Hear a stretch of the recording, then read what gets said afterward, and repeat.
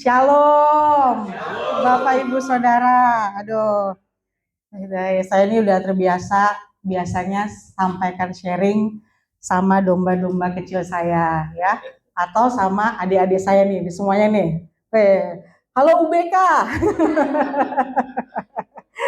Dan ya, sama beberapa ibu-ibu di sini ya. Tapi kalau secara ibadah raya saya baru hari ini. Saya sangat bersuka cita bisa sharing di rumah sendiri, New Life Community Church. Ya, hari ini tanpa berlama-lama, saya mau sharingkan firman Tuhan bebas melalui pengampunan. Ya, Pak Gem ini lucu juga dia. Pas dia bilang, kamu sampein firman, dia langsung topik pengampunan ya.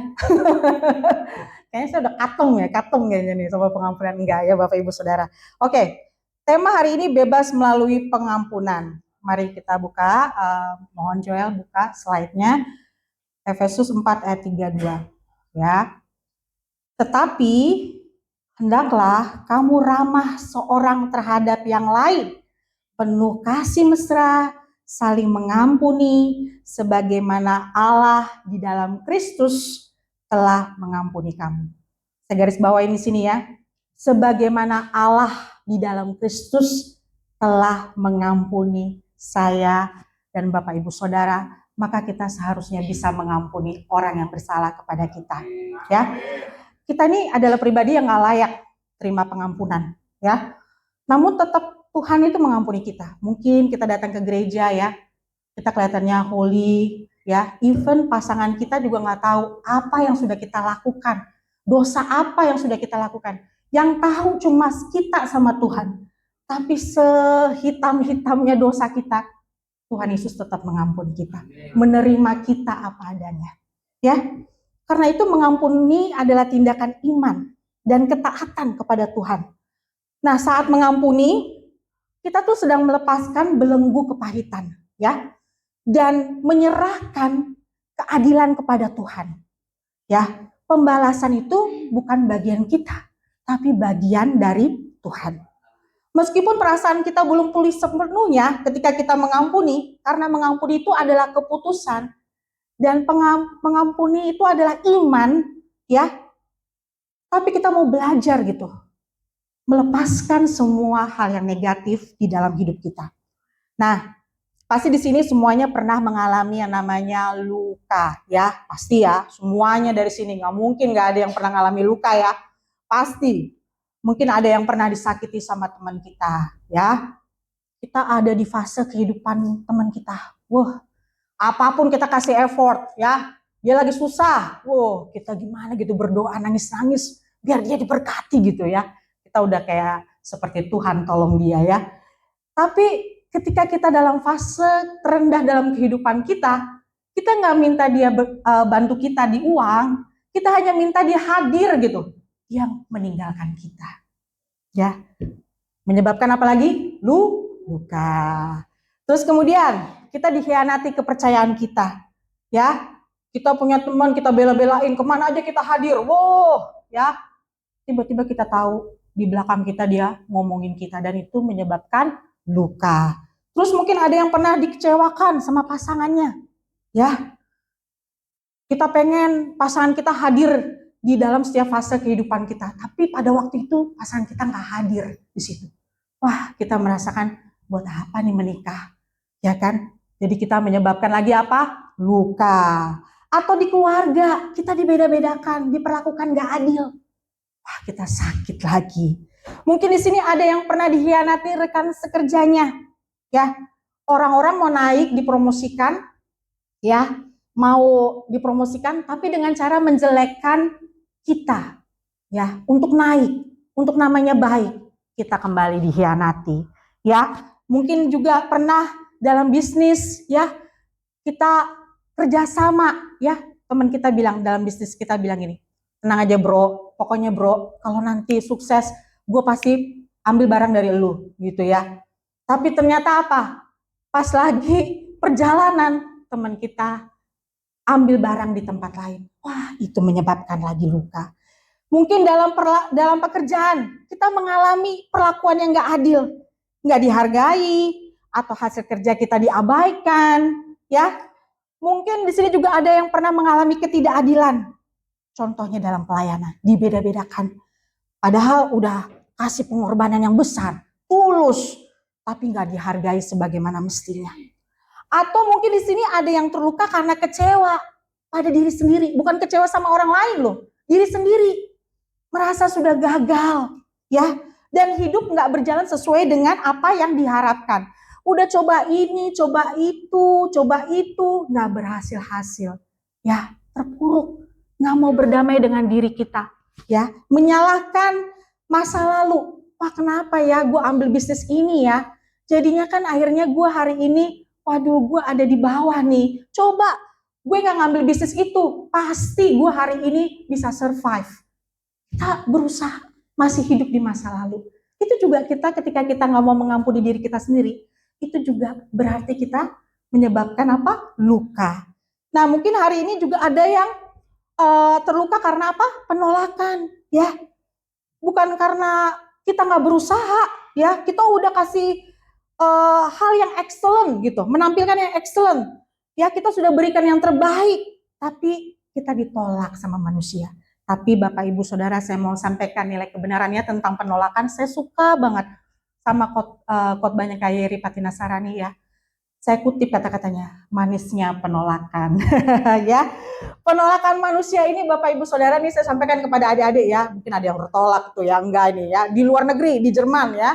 Penolakan itu, manusia itu tidak pernah mengurangi nilai kita di hadapan Tuhan. Amin. Ya, kalau ditolak ada 1000 lagi ngantri di belakang kita. Amin. Jadi penolakan itu nggak pernah mengurangi nilai kita di hadapan Tuhan. Jadi biarin aja, so what gitu loh, ya. Apapun bentuk lukanya hari ini yang Bapak Ibu Saudara hadapi, Tuhan melihat setiap air mata kita. Amin. Setiap kekecewaan kita dan setiap ketidakadilan yang kita alami. Dia nggak pernah abain lukai kita. Dia nggak pernah bilang, aduh, kamu mah terlalu baper ya. Enggak. Ya, God never ignores your wound. Tuhan nggak pernah abaikan setiap luka engkau. Ya, Dia ingin hari ini memulihkan dan membebaskan setiap luka kita. Melalui satu kata Bapak Ibu Saudara, pengampunan ya. Sering luka terbesar itu bukan dari orang yang ada di luar negeri, dari Jerman. Dari mana tuh? Enggak, dari orang terdekat kita. Mereka yang terdekat itu yang berpotensi melukai kita. Pasangan kita, ya, yang sering tidur bareng sama kita, ya. Terus siapa lagi? Anak kita, sahabat kita, teman kita kongko bareng, minum ngopi bareng. Itu yang berpotensi melukai kita. Banyak orang berkata, aduh saya udah tahu pengampunan, ya. Tapi pengampunan Bapak Ibu Saudara tanpa praktek nggak akan bawa perubahan, ya. Saat luka, kepahitan, dan kekecewaan terus disimpan. Terus kita nggak mau lepasin nih, kita udahlah, saya tahu tuh tentang khotbah pengampunan, tapi nggak mau dilepasin, gitu ya. Perlahan-lahan hubungan suami istri menjadi tawar, ya, apatis, udah nggak ada rasa, udah nggak antusias, udah nggak ada gregetnya. Saya pernah ketemu dengan satu pasangan, ya, bukan di sini ya, Bapak Ibu Saudara. Jadi dia hadir di gereja, ikut Bible study, mereka berdua di Instagram, cheers gitu ya, kan mesra-mesra gitu kan, biasa kalau Instagram ya gitu kan, pokoknya mesra banget gitu kan. Terus kemudian dia ketemu saya, dia bilang, Kak Icis, gue sudah apatis sama suami gue. Dia bilang, Instagram lu tuh kemarin mesra banget lu, ya kan, tapi gue udah apatis, gak ada rasa gue sama suami gue. Kaget dong. Saya bilang, dimanapun juga, lu gak bisa tuker pasangan. Mau di muka bumi sama aja. Ya. Belajarlah. Sedikit aja salah paham, lepasin pengampunan. Jangan lu tumpuk. Ya. Lu jangan, saya bahasanya begitu ya, dulu gue. Lu jangan SKS. Ya. Udah numpuk, udah pahit, baru, Bapak, ampuni suamiku, ampuni istriku sebab dia tidak tahu apa yang dia perbuat. Udah tawar, ya, kasep gitu ya. Jadi jangan kayak gitu Bapak Ibu Saudara. Sedikit aja, lihat nih suami gue nggak berubah, lama banget sih ngerjain itu. Tuhan ampunilah. Contoh nih, contoh. Misalnya contoh pagem ya, biar nggak ada yang tersinggung kan, ya kan? Tuhan ampunilah. inilah suami Tuhan. Kalau dikasih tahu nggak dengar-dengar kan itu aja Tuhan, ya kan? Tuh cabut benih kekeselan, ya sedikit aja gitu kan. Apalagi saya kalau di rumah itu anak saya sih yang sering kasih rapot merah sama saya. Ya, saya tuh kalau lihat keset gitu ya, sedikit aja simetrisnya berubah, tuh saya biasanya teng gitu. Saya bilang, saya udah ngomong berkali-kali, Dad, bisa nggak sih dirapiin? Kata anak saya baru kasih rapot merah. Mami itu tahu nggak? Mami kalau masalah simetris itu keset itu melukai saya. Oh iya, saya minta ampun nak, maafin Mami nak, gitu ya. Nah, jadi hal-hal kecil jangan ditumpuk Bapak Ibu Saudara. Karena itu menentukan kita akan memperoleh berkat dan janji Tuhan kita alami di dalam kehidupan kita. Ya, oke? Jadi pengampunan itu bukan sebuah ajaran, tapi gaya hidup sehari-hari. Ya, gaya hidup sehari-hari. Nih ketemu nih sedikit nih, misalnya saya sama Peteng ya. Ya ampun, ya nyuci piring kayak gitu lagi nggak bersih gitu ya. Oh Tuhan, suamiku ini Tuhan ampuni dia Tuhan sebab dia tidak tahu apa yang dia perbuat. Bapa jamah hatinya agar dia mengerti tentang kebersihan. Amin. Gitu. Jangan disimpan, nggak ngomongan, ya kan? Jangan, ya. Lihat lagi gitu kan. Kan peteng tuh kan kalau di meja ini kan biar nggak ada yang ini tersinggung di meja gitu kan. Saya kan pengennya rapi ya di meja. Tapi dia bawa itu semua alat-alat dia gitu kan. Dari Alkitab lah, dari terjemahan lah. Waduh, saya tuh terus terang nggak bisa. Saya pengennya tuh bersih gitu. Tapi saya bilang, Tuhan, ajar saya berdamai untuk suamiku yang luar biasa ini ya Tuhan. Ya, saya harus belajar seperti itu Bapak Ibu Saudara. Sampai saya cabut benih, kecewa, kesel, dan tidak ada lagi di hati saya. Next slide. Kita semua adalah orang yang sudah diampuni. Katakan amin. Nah, Kolose 3 ayat 13. Sabarlah kamu seorang terhadap yang lain. Ayo ngomong kanan kiri, sabar. Walaupun empet tuh orang sabar. Ya. Ampunilah seorang akan yang lain. Apabila seorang yang menaruh dendam terhadap yang lain, sama seperti Tuhan telah mengampuni kamu, kamu perbuat jugalah demikian. Jadi Tuhan mengajarkan kepada kita, mari kita mengampuni karena Tuhan sudah mengampuni kita. Ya, seringkali kita fokus pada kesalahan orang lain. Padahal ya di mata Tuhan tuh kesalahannya cuma kecil, tapi kita lihat besar banget, gitu kan? Oh nggak bisa gue ngampunin, nggak bisa nih. Ya, gue udah baik-baik nih. Ya, gue udah diem-diem ya, lu cari masalah mulu kan gitu ya. Nah, tapi Alkitab tuh mengingatkan ya, kita itu juga pernah berdosa. Nggak ada yang sempurna di sini, ya. Saya pun nggak sempurna, ya. Kita pun pernah menyakiti Tuhan. Namun Tuhan itu perlakukan nggak sama dengan dosa kita. Kalau orang dunia mah begitu ya, ya kan? Lihat aja lo lakuin gitu, gue balas lagi lo, ya kan? Kan gitu kan, ya kan? Nah, gue unfollow lu, gitu kan? Kayak gitu kan? Ya kan kita balas-balasan ya kan? Tapi Tuhan itu tidak memperlakukan kita sama seperti dosa kita. Nih, saya kasih ilustrasi ya, Bapak Ibu Saudara. Bayangin ya, indeks ekonomi sedang hari besar hari ini Instagram indeks ekonomi mulu ya. Indeks ekonomi, bayangin seorang memiliki utang miliaran rupiah. Nah, nggak mungkin kan dibayar. Terus tiba-tiba utangnya dilunasin. Ya, jika terus setelah itu ia punya tahu temennya nih, misalnya si Cecep punya utang 500.000, dia telepon, Cep, lu ya, wah dia sebutin itu kata-kata kebun binatang semuanya, ya kan? Terus dia pasang lagi quote tentang orang utang nggak dibayar, udah. Padahal dia baru utang 1 miliar, udah diampuni, dilunasin dengan cara yang ajaib. Tapi dia tagih temennya yang nggak bayar 500.000, udah maki-maki kayak orang yang tidak mengenal Tuhan. Padahal temannya itu lagi dalam posisi pengen mengembalikan, tapi butuh waktu. Nah ilustrasi itu Bapak Ibu Saudara, itu seperti kita. Kalau kita nggak mau mengampuni, kita lihat orang lain tuh kesalahannya besar banget. Sampai kita nggak introspeksi, kesalahan kita tuh juga besar. Nah, sebelum fokus pada luka yang orang lain berikan, ingat kasih karunia Tuhan. Ya, ingat kita ini udah diampuni. Ya, kita jatuh bangun, Tuhan tuh tetap sayang sama kita. Ya, Tuhan tetap terima kita. Yang mau dibilang gitu, Kak Icis, dosanya saya udah, malu kali itu malaikat lihat. Tuhan tetap terima kita, tetap ampuni kita. Ya, ingat seberapa banyak Tuhan telah mengampuni kita. Ingat saat kita sadar betapa besar pengampunan yang telah kita terima, kita akan lebih mudah memberikan pengampunan kepada orang yang bersalah kepada kita. Saat kita sadar, betapa besar ya pengampunan yang Tuhan berikan buat hidup Esther, kita juga belajar berdamai dengan diri sendiri. Ya, jangan terus menghukum diri sendiri atas kesalahan yang masa lalu sudah Tuhan ampuni. Jangan menyesal terus. Kenapa ya gue kayak gitu ya? Jadi gue kayak gini banget ya hidup. Ya gitu, jangan. Ya, terimalah kasih karunia-Nya, lepaskan penyesalan dan izinkan Tuhan memulihkan hati kita.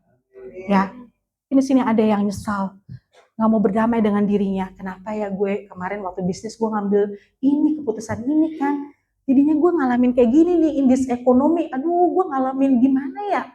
Benar-benar sulit. Ayo belajar berdamai. Ya, hari ini Tuhan sanggup memberkati kita. Kalau kita mau melepaskan setiap sakit hati, setiap luka, bahkan ketidakmauan kita mengampuni diri kita sendiri. Ya. Kalau ini sering kali nih ada banyak pertanyaan. Banyak orang yang tanya sama saya, anak-anak muda ya. Kak Ecis, kalau saya mengampuni, apakah saya harus langsung dekat lagi dengan orang itu? Apakah hubungan saya harus kembali seperti semula? Ongko bareng gitu loh, ngopi-ngopi cantik gitu loh, ya kan? Saya jawab, tidak selalu. Ya kan? Kenapa tidak selalu, Kak Ecis? Kak Ecis mah kepahitan. Pengampunan tuh deket lagi, Kak Ecis. Masa jauh-jauhan gitu kan? Gitu kan? Ya, saya jelaskannya begini ya Bapak Ibu Saudara ya. Pengampunan itu bukan berarti artinya kita memulihkan kembali seseorang ke posisi yang sama. Ya, pengampunan itu saya ulangi lagi. Bukan berarti memulihkan kembali seseorang ke posisi yang sama sebelum mereka melukai kita. Ya, apalagi kalau orang itu sudah melakukan abuse, kekerasan. Apa aja Kak Ecis, kekerasan ngeri banget. Physical abuse misalkan ya. Ya nggak ada juga kali ya mau deketan sama orang yang physical abuse ya. Itu contoh. Emotional abuse. Apa tuh emotional abuse? Perlakuan mereka melukai perasaan kita. Ngomong yang ngerendahin, ya kan? Gara-gara lu nih, makanya kita kayak gini, gitu. Lu sih join bisnis gue, kan? Jadi kayak gini, gitu. Perlakuan mereka. Terus kemudian verbal abuse, perkataan merendahkan. Lu nggak pantas di sini. Lu nggak berharga. Lu apa sih lu? Lu lulusan apa? Rendahkan. Tidak menghargai kita. Nah, kita belajar ya dari kebenaran firman Tuhan. Contoh Raja Daud ya. Daud sudah tahu si Saul tuh, yang ganteng itu, ya, itu mau beberapa kali bunuh dia, ya kan? Terus kemudian si Daud ngapain? Ngampuni si Saul. Emang si Daud baik banget tuh, kayak kagum sih sebenarnya si Daud. Saya suka bercanda sama Pak Sup ya, kagum. Ya kalau kamu hidup di masa lalu, pasti Tuhan catat namamu yang orang yang berkenan di hati Tuhan. Selain Daud, dia bercanda ya. Namanya juga guru sekolah minggu yang saya sharing firman ya. Nah, Daud ini ya, ketika dia ngampuni si Saul, ampuni si Saul gitu ya, berkati si Saul. Terus pertanyaannya, dia balik lagi nggak ke kerajaan sama si Saul? Saul, yuk makan bareng, ayo, Babi Rica ya, Babi Rica. Balik nggak dia? Hah? Reunian lagi nggak tuh si Daud sama si Saul? Ya kagak. Yang mau dibunuh lagi lah. Siapa juga yang mau dibunuh ya kan? Kagak, Bapak Ibu Saudara, kagak reunian tuh dia. Ya, dia tetap di Goa Adulam. Walaupun sama orang-orang yang banyak utang, banyak masalah, dia tetap di Goa Adulam. Dia mengampuni si Saul, tapi dia nggak mau lagi kembali ke kerajaan. Nggak. Udah tahu berapa kali mau bunuh. Kita bisa, ya kan? Jadi artinya apa Bapak Ibu Saudara melalui cerita ini? Jaga jarak itu penting, berhikmat. Ya, boundaries. Inggrisnya kerennya ya. Anak-anak UBK ya. Nanti pasang quote ya. Bangun boundaries itu nggak apa-apa. Jangan nanti kalian terintimidasi. Kepahitan tuh Kak Icis, bangun boundaries. Jauh-jauhan. Enggak, itu berhikmat.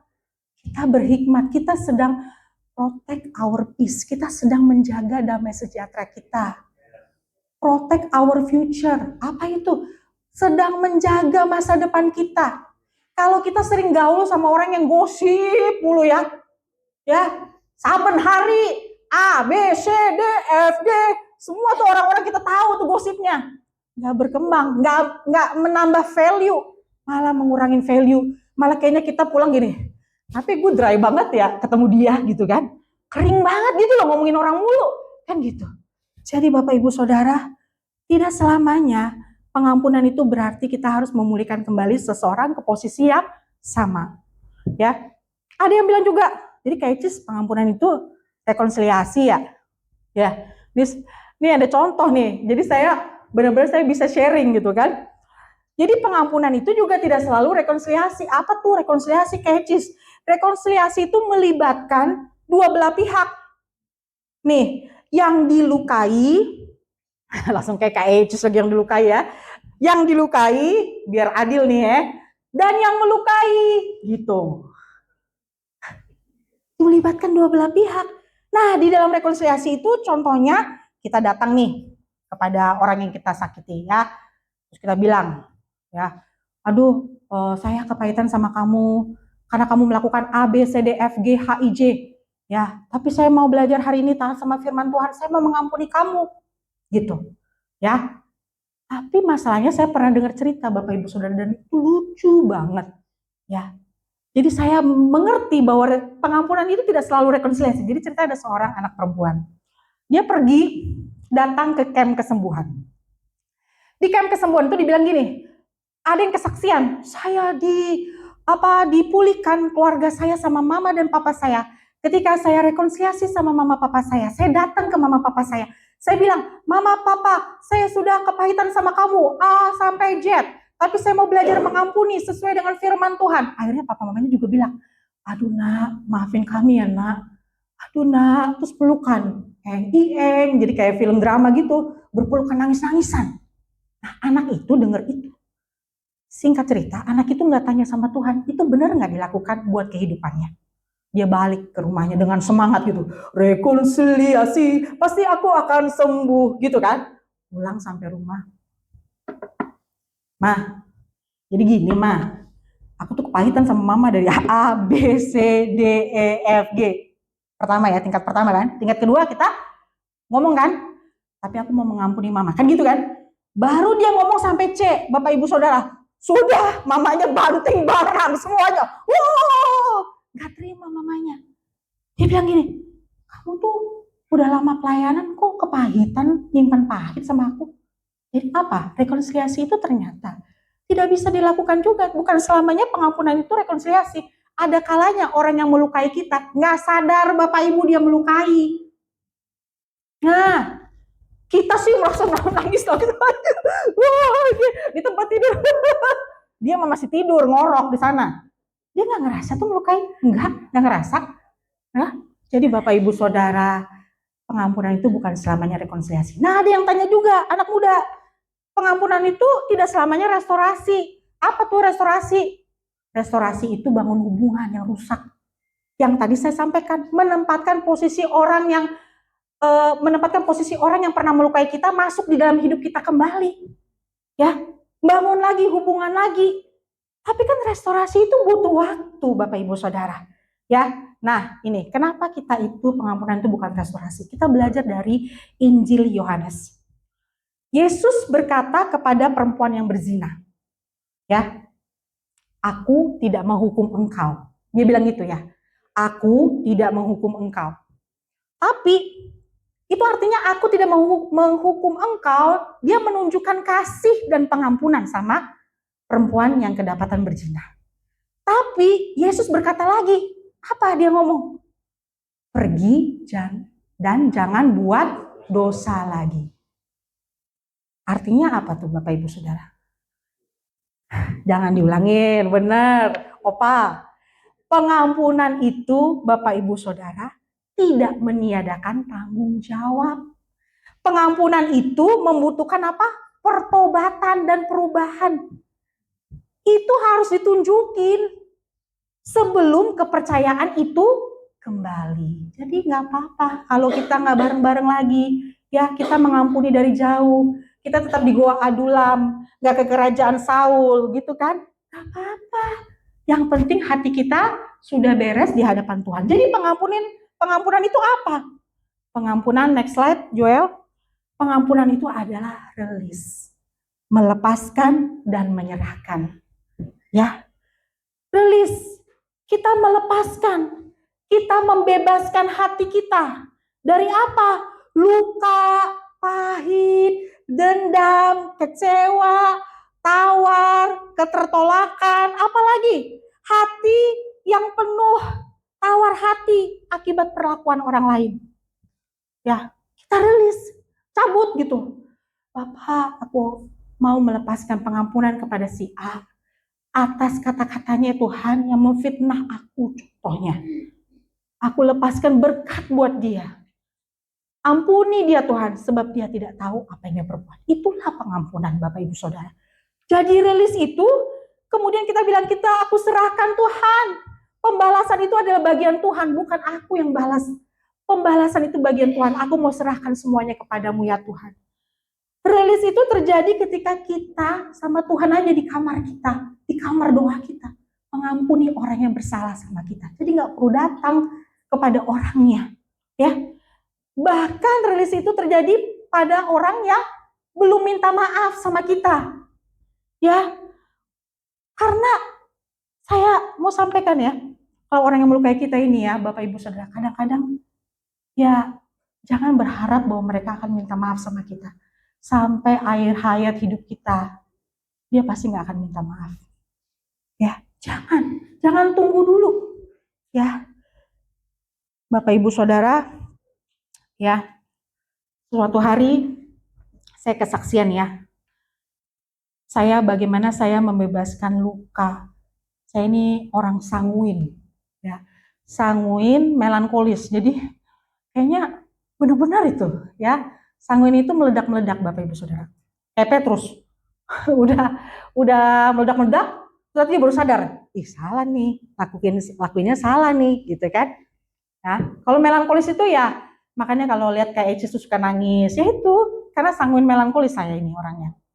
Nah, saya pernah mengalami di mana saya tuh difitnah, ya, dengan satu narasi bagi saya, seakan-akan narasi itu menjadi satu kebenaran dan mempengaruhi banyak orang yang mendengar. Wah, di situ saya belajar juga Bapak Ibu Saudara. Saya rasanya trauma banget. Tapi saya tahu gitu. Saya harus hidup di dalam karya Tuhan. Saya tahu bahwa saya harus belajar rilis, melepaskan pengampunan kepada orang yang bersalah sama saya.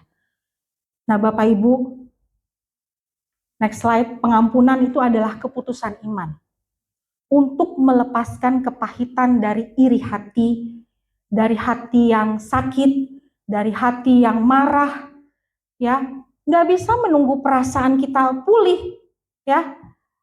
Kalau kita nunggu perasaan ya Bapak Ibu, nggak akan bisa deh mengampuni, nggak akan bisa. Tapi kita harus menggunakan keputusan, yaitu menggunakan iman. Aku mau Tuhan, aku mau taat Tuhan, aku mau melakukan kehendak-Mu walaupun masih sakit, aku mau belajar melakukan perintah-Mu Tuhan. Seringkali kita berkata gini, saya belum bisa mengampuni karena saya masih sakit hati. Namun Alkitab nggak mengajarin loh, kita menunggu perasaan pulih lebih dulu. Kayaknya kalau nanti gini aja deh, nanti kalau udah enakan baru dia saya mengampuni. Enggak. Pengampunan bukan soal perasaan, tapi keputusan iman untuk taat kepada Tuhan, bahkan ketika luka itu masih terasa, masih sakit, kita tetap melakukan keputusan iman untuk rilis, melepaskan benih luka, pahit, tawar, kecewa dari hati kita. Ya, mungkin hari ini kita memutuskan mengampuni, besok masih terasa sakit. Tiba-tiba lewat gitu ya, contohnya misalnya Tinda nih ya, tiba-tiba lewat temennya di kampus. Kok rasanya sakit lagi nih, gitu kan? Wajar. Ketika hari ini kita deklarasi, kita mau melepaskan pengampunan, besok ketemu orangnya, masih ada rasa lagi kita ingat. Wajar itu.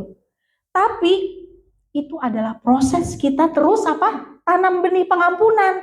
Terus, nggak bisa sekali, nggak bisa. Nggak bisa juga SKS, sistem kebut semalam. Hari ini aku ampuni Tuhan, dia Tuhan sebab dia tidak tahu apa yang diperbuat, amin. Dah. Nanti besok-besok benih pengampunan itu dicuri lagi sama iblis. Iblis memakai orang-orang untuk mencabut benih pengampunan itu. Ya, seiring waktu Tuhan akan memulihkan kita sampai ke akar-akarnya. Ya, suatu hari apa ukuran kita pulih, Bapak Ibu Saudara? Ukuran kita pulih, kita masih ingat peristiwa itu. Kita nggak amnesia, ya.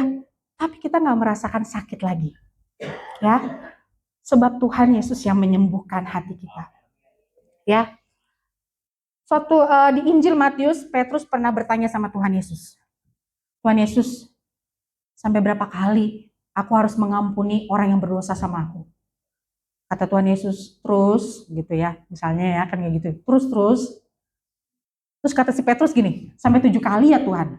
Terus kata Tuhan Yesus, terus 70 kali 7.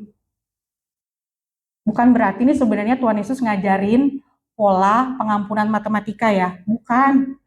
Bukan rumus matematika, bukan. 70 kali 7 sama dengan 490. Sudah 490 terus nggak ngampunin. Bukan itu maksudnya. Maksudnya itu adalah selama kita hidup Bapak Ibu Saudara, selama kita masih ada nafas, kita harus belajar mengampuni, menabur benih pengampunan sampai benih itu tertanam berakar dan gak bisa dicabut oleh siapapun. Amin. Ya, begitu. Ya, saya pinjam satu cerita seorang temen yang sharing sama saya. Dia kerja di kantor yang lama, punya bos MPD ya. Bapak Ibu Saudara kan sering lihat media sosial ya, pasti cari tahu lah ya MPD itu seperti apa. Ya mengganggu juga, dia sudah mulai kena mental, trauma, dan segala macam. Kemudian dia mau belajar memutuskan untuk mengampuni. Dia lepaskan pengampunan. Bapak, aku ampuni bos-bosku, sebab dia tidak tahu apa yang dia perbuat, apapun yang dia lakukan, aku mau mengampuni sebab firman-Mu berkata, sebagaimana Kristus telah mengampuni aku mau mengampuni dia Tuhan. Di dalam nama Yesus, walaupun aku tidak sanggup, tapi Tuhan ajar aku Tuhan untuk belajar pengampunan. Amin. Sekali. Dia pikir, oh sudah sembuh nih. Dia sudah buah pengampunannya udah matang. Tiba-tiba dia sudah kerja di kantor yang baru, ya, sudah excited, lagi semangat-semangatnya, ya banyak deadline, tiba-tiba temennya dari kantor lama telepon. Woi, kabar lu? Baik. Tahu lo, bos lu katanya ngejelekin lu, katanya kayak gitu ya, lu waktu kerja begini ya. Wah, dia marah, ya kan? Terus dia bilang, kok masih terasa sakit ya? Iyalah masih terasa sakit. Karena pengampunan itu bukan 7 kali, bukan 70 kali 7, artinya 490 kali. Kita harus terus tanam benih pengampunan. Ketika kita dengar lagi gitu ya, oh Bapak, ampuni Tuhan bosku, Tuhan yang MPD, yang kebangetan itu Tuhan, lepaskan pengampunan buat dia, sebab dia tidak tahu apa yang dia perbuat. Terus tanam benih pengampunan, sampai iblis itu nggak bisa gitu mencuri benih pengampunan itu. Bukan hanya di permukaan tanah hati kalian, tapi sampai ke akar-akarnya. Bapak Ibu Saudara, akhirnya dia tanam lagi benih pengampunan. Dan sekarang dia mengalami kemerdekaan. Ya, next slide. Nah ini ya, pengampunan bukan berarti berpura-pura bahwa luka itu nggak pernah terjadi. Nah, ya, seringkali kita mendengar kata mengampuni, orang berpikir bahwa mereka harus pura-pura tidak terluka, ya. Ya, jadi kayaknya fine gitu ya di media sosial. Senyum gitu ya, pura-pura tidak terluka. Ya, oke. Terus kita Ada kata-kata yang sering gitu kita dengar, mungkin begini, pamali umbar-umbar luka, baper banget sih. Padahal Tuhan itu nggak pernah loh menyangkal setiap rasa sakit yang kita alami. Nggak pernah. Mengampuni bukan berarti menganggap masalah itu tidak pernah terjadi. Bukan. Mengampuni bukan berarti membenarkan kesalahan orang lain. Normalisasi setiap dosa. Contohnya fitnah, kita normalisasi. Gak apa-apa, memang tahu nggak, dalam kehidupan ini sering banyak fitnah, sering banyak gosip. Biasa itu, lu jangan baper. Mengampuni bukan berarti kita membiarkan diri terus disakiti. Dan keadilan itu tidak penting. Bukan. Mengampuni bukan menghilangkan batasan yang sehat. Dalam hubungan, pertemanan, persahabatan, kita harus punya batasan yang sehat seperti yang saya bilang tadi, boundaries. Ada teman yang ada di dalam rumah kita sambut. Ya, kita sampaikan nih rahasia kita. Ada teman yang di luar pagar. Ada teman yang di pasar, tuh jauh banget di luar pasar. Jadi pengampunan bukan meniadakan batasan yang sehat dalam persahabatan, dalam pertemanan. Dan pengampunan itu bukan berarti melupakan. Kalau melupakan berarti kita apa? Amnesia. Enggak, bukan delete the data. Enggak, datanya masih ada, tapi udah nggak sakit lagi. Pengampunan bukan berarti apa yang orang lain lakukan itu tidak apa-apa. Apa yang mereka lakukan memang salah. Memang kita akui, menyakitkan. Tapi kita memilih, kita tidak hidup dalam apa? Kepahitan. Kita putusin, aku gak mau hidup dalam pahit. Perlakuan lo gak menentukan gue untuk memendam setiap kepahitan dan luka sama kamu. Ya, saya menyerahkan penghakiman dan pembalasan kepada Tuhan. Itulah pengampunan. Roma 12 ayat 19 katakan, tidak ada di slide, saudara-saudaraku yang kekasih, saya bacakan buat Bapak Ibu Saudara, janganlah kamu sendiri menuntut pembalasan, tetapi berilah tempat kepada murka Allah. Sebab ada tertulis, pembalasan itu adalah hakku. Akulah yang akan menuntut pembalasan, firman Tuhan. Ya, saya sering menghadapi ya banyak-banyak konseling gitu ya. Dan ketika kita lagi misalnya ada orang-orang yang terluka, kadang-kadang nanti datang gitu ya kepada pendoa atau konselor gitu ya. Langsung dibacain firman Tuhan.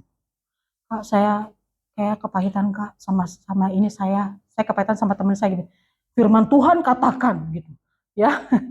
Bagi saya pribadi, kita harus belajar mengakui memang mereka pernah terluka, tapi kita harus tuntun mereka untuk melepaskan setiap luka mereka.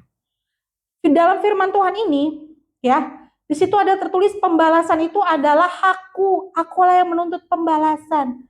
Ketika seseorang memfitnah kita, reaksi alami yang kita lakukan itu biasanya apa? Membalas, membersihkan nama baik kita dengan cara yang misalnya apa ya? Dengan cara misalnya datang ke pengacara, gitu ya.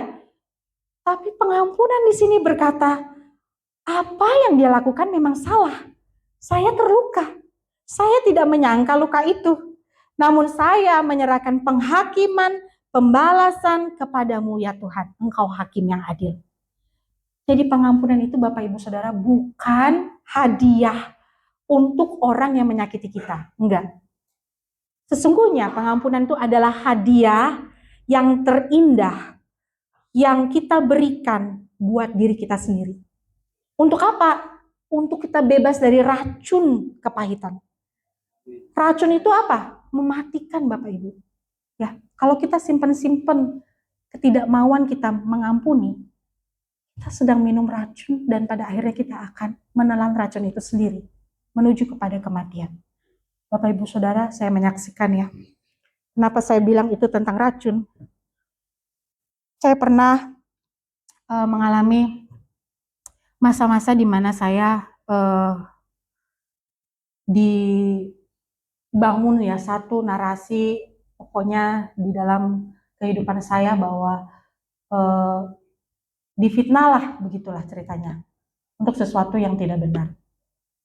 Ya, saya merasa pada waktu itu fitnah itu berhubungan dengan pekerjaan saya. Dan bagi saya itu fatal kalau berhubungan dengan pekerjaan.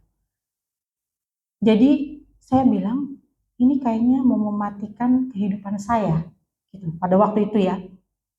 Tapi saya ingat sekali Pak Gem tuh suka ngomongin ke saya, Esther, sampah itu tempatnya di tempat sampah, bukan tempatnya di hati kamu. Tapi ya dasar si Esther ini, si keras kepala itu ya, dulu nih ya, bukan sekarang ya Bapak Ibu Saudara, jangan gitu dong pandangannya ya. Ya, itu tuh sanguin, melankolis, waduh lengkap banget. Udah gitu, kalau kata Joel, Mami ada sakit apa sih Mami? Apa-apa, semuanya pengen simetris semua di rumah gitu ya. Saya itu bilang sama Pak Gem, ya kan lu nggak rasain aja apa yang gue rasakan. Coba lu rasain, ya kan? Gitu. Saya double gitu, nggak mau saya melepaskan pengampunan. Saya simpen itu. Setiap saya sebut nama orang tersebut, jadi orang tersebut itu ada orang yang saya hormati. Di mana-mana kalau orang lain menjelekkan dia gitu ya, saya bela tuh. Dia mah orangnya baik, mulutnya aja yang jahat. Itu. Mulutnya aja yang jahat, tapi hatinya baik. Padahal kalau kita balik kepada firman Tuhan ya, apa yang keluar dari mulut memancarkan hati. Ya kalau mulutnya jahat ya hatinya jahat ya, kan gitu. Tapi karena saya begitu, saya begitu membela gitu ya, mengasihi beliau, tapi akhirnya apa? Saya mendapatkan satu narasi bahwa saya itu melakukan hal yang bagi saya itu pelanggaran yang tidak bisa diterima. Nah, singkat cerita, Pak Gem tuh udah ingetin. Dan waktu setahun sebelum kejadian saya terluka itu, mama saya meninggal karena kanker. Pas saya antar mama saya di rumah sakit Darmais, itu kan banyak tuh orang-orang yang sakit ya. Ada yang semua lah ya, bermacam-macam tuh orang-orang kanker kan. Tuhan itu lagi nunggu, saya lihat ke bawah. Wah, semua orang kanker nih. Gitu kan. Tuhan taruh di hati saya. Esther, kalau kamu tidak memproses hati kamu, kamu seperti mereka. Apa sih? Maksudnya gitu ya. Saya belum ngerti. Akhirnya mama saya meninggal tahun depan, saya baru mengerti. Jadi singkat cerita, saya lagi kerja semangat-semangat, memang ada deadline dan pressure, tiba-tiba saya nengok susah.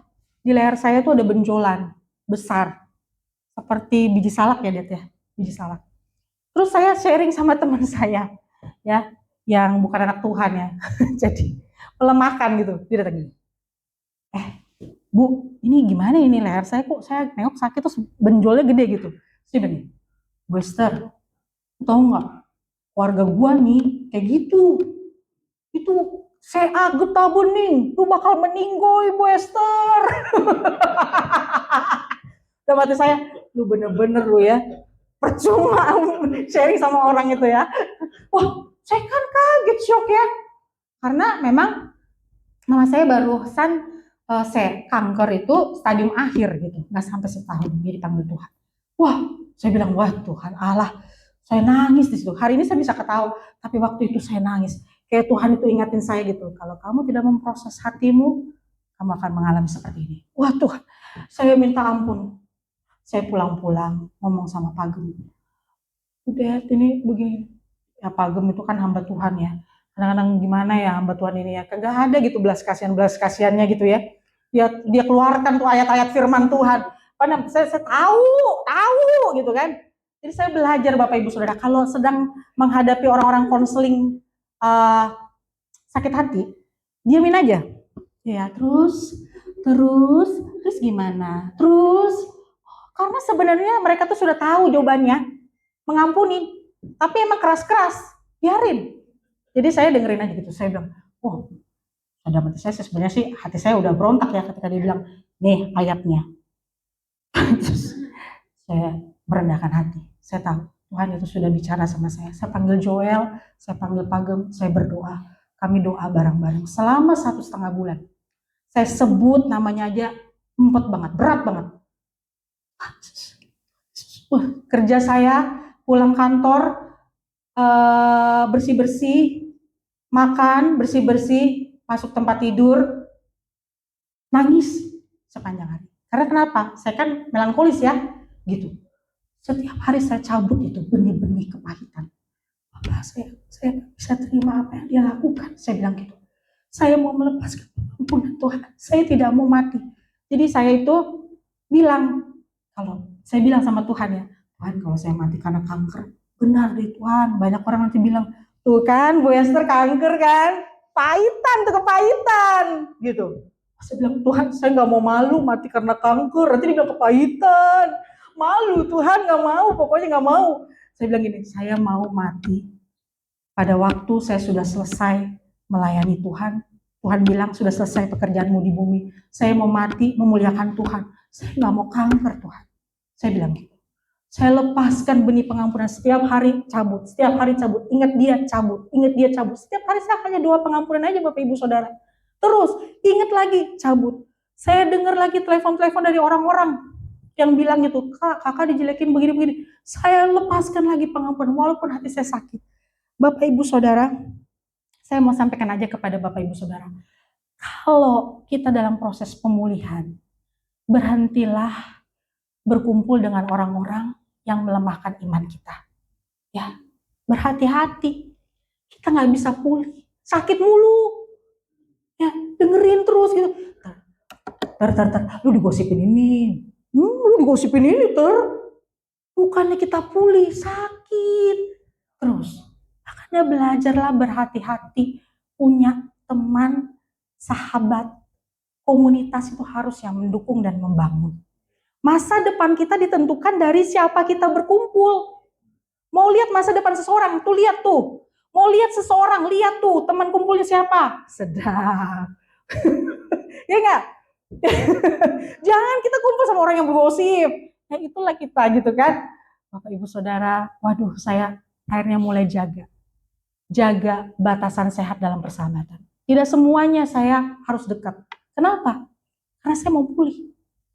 Ya, dari situ saya belajar gitu kan. 1,5 bulan Bapak Ibu Saudara. Sama Joel jadi saksi, Pasuk jadi saksi. Bapak Ibu Saudara mau tahu, kalau saya pergi, saya bilang sama suami saya gini, suami saya sudah ngomong sih, apa kita pergi ke rumah sakit? Enggak. Saya tahu, kalau saya pergi ke rumah sakit ini udah diagnosanya udah kemacem-macem nih. Saya mau berproses dulu sama hati saya dan saya mau lepaskan pengampunan.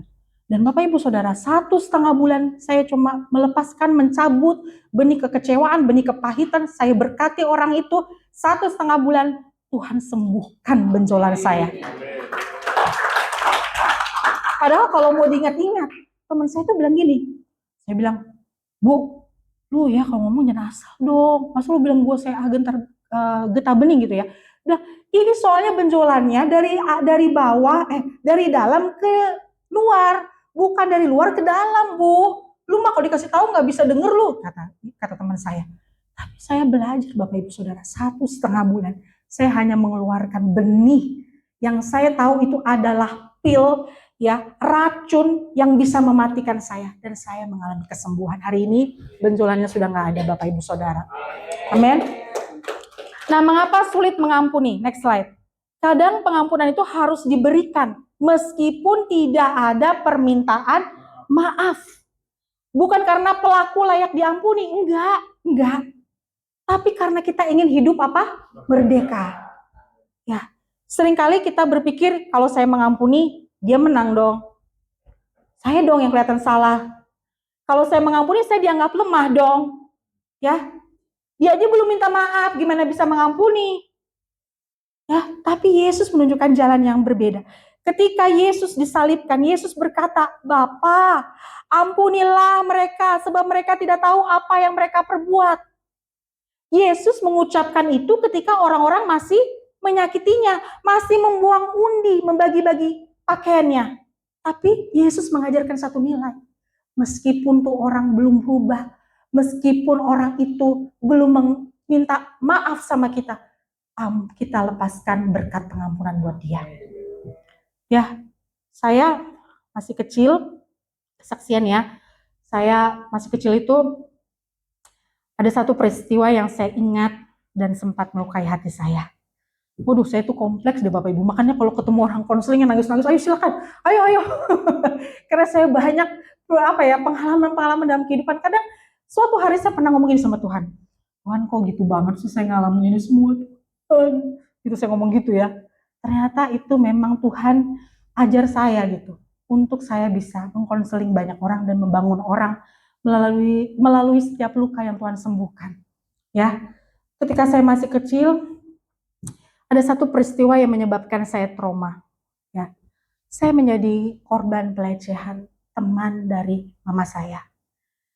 Jadi ketika waktu itu kejadiannya itu, mama saya tidak ada di rumah. Saya menyampaikan ini bukan saya tidak mengasihi mama saya sangat mengasihi dia. Cuma saya sampaikan ini sebagai satu bukti di mana karya Tuhan nyata di dalam hidup saya. Jadi pada waktu itu, saya sampaikan kepada almarhumah mama saya, "Ma, jadi tadi si Om begitu, Mama." Mama saya bilang, itu hanya hayalan kamu kan suka berhalusinasi. Di situ saya hancur hati, Bapak Ibu Saudara. Saya merasa saya masih anak, waktu itu kelas 3 SMP mau 1 SMA, harusnya saya dilindungi, tapi saya tidak diterima apa yang saya rasakan. Dan di situ saya kepahitan, luka.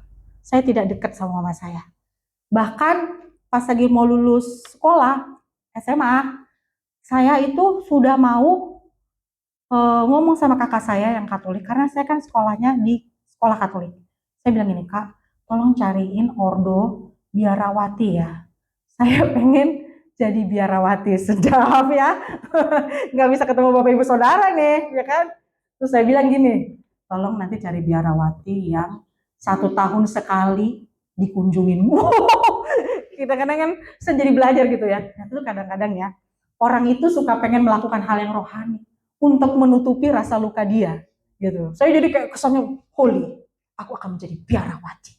Padahal saya lagi luka, kepahitan, ya kan? Terus saya bilang sama mama saya bilang, enggak, apa-apaan.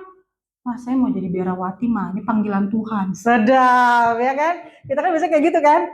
Pakai nama Tuhan deh. Paling kita mau menutupi kepahitan dan luka kita. Nah, terus saya kurang ya, nggak begitu. Akhirnya karena kejadian itu saya kurang suka menjalin hubungan dengan pria-pria gitu ya. Kebetulan nih sama Pagem nih, saya nggak tahu nih, jatuh cinta pada pandangan pertama. Sedap jadi ya. Pak Peteng ini, Pagem ini pacar saya satu-satunya dan suami saya. Jadi saya tuh nggak punya pacar, cuma satu dia, gitu ya. Jadi saya dulu tuh udah mutusin, saya akan jadi biarawati, saya tidak akan menikah. Ternyata saya ketemu Peteng, ya kan. Nah, singkat cerita, mama saya itu di akhir hayat hidupnya dia kanker, dan saya diberikan kesempatan untuk merawat dia. Nah, ketika saya merawat dia, ada tindakan operasi nih ceritanya. Dia telepon teman-temannya, ya. Gini, teman-temannya, telepon saudara-saudaranya, adiknya, semuanya. "Halo, besok aku mau dioperasi. Ampuni aku ya, aku memang banyak salah sama kalian dalam perkataan, dalam tindakan. Ampuni ya, maafin ya, maafin." Dan saya gini, saya sempat teringat luka yang pernah dia lakukan buat saya sebagai seorang anak. Saya bilang gini, "Tuhan, saya berdoa boleh nggak mama itu minta maaf sama saya atas semua yang dia lakukan sama saya." Tapi sampai detik mama saya dipanggil Tuhan, dia nggak pernah minta maaf. Dan dalam proses itu saya lihat gitu, Esther, walaupun mamamu tidak minta maaf, kamu harus terus mengampuni mamamu. Saya belajar Bapak Ibu Saudara, hubungan kami memang tidak terlalu dekat karena kita beda nilai, tapi setiap hari saya tanam benih pengampunan. Aku lepaskan pengampunan buat mamaku ya Tuhan. Apapun yang dia lakukan, aku mau memberkati dia, berikan kesembuhan buat dia. Saya diberi kekuatan di titik-titik kritis dia mengalami koma, saya hadir di situ. Bahkan dia pertama kali mencari saya. Jadi pengampunan itu tidak menunggu orang lain yang melukai kita itu harus minta maaf dulu. Enggak, keputusan kita hari ini. Ya. Next.